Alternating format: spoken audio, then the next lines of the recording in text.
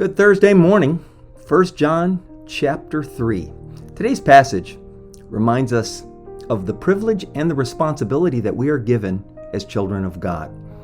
There's some deep stuff in this passage, and I'll include some of it for those of you who wish I'd go beyond the basics. But before I point out some of the more in-depth stuff, I want to share my takeaway from verse 1. See how very much our Father loves us, for He calls us His children. This is not a deep theological insight. It's simply a reminder that God has lavished His great love on us. This is something I take for granted a lot of the time. I cut short my devotions. I tell someone I'll pray for them later, but I forget. And yet He's lavished so much love on me that despite my shortcomings, He likes to call me His child. Google the song playing in the background, Living Hope by Phil Wickham. Who could imagine so great a mercy? He calls me His own. Okay, let's go a tad deeper. Becoming like Jesus when He appears, verse 2, and purifying ourselves just as He is pure, verse 3. This is a tad more than knee-deep.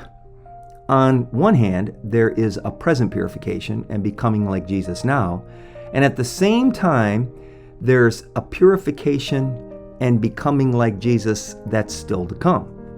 When Jesus comes, we will be like Him.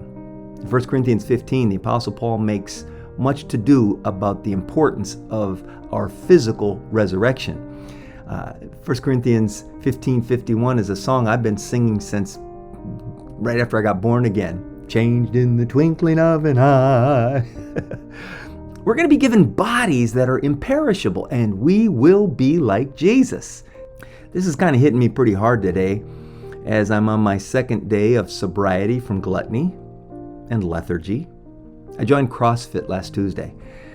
For the last 2 years, I've been justifying my sloth because, hey, I'm going to get a new body anyway, right?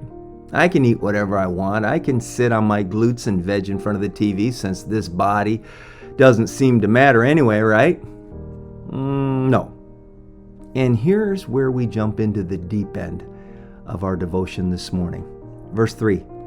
All who have this eager expectation will keep themselves pure just as He is pure.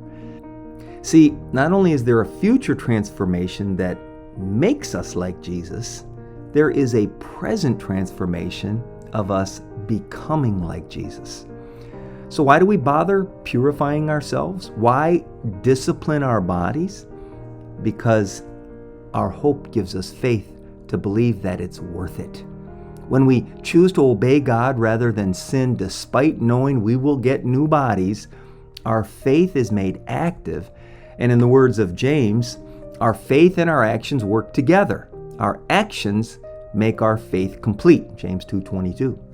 So, as I reflect on yesterday's post, me preaching that same old, you might think, there's nothing new here today either.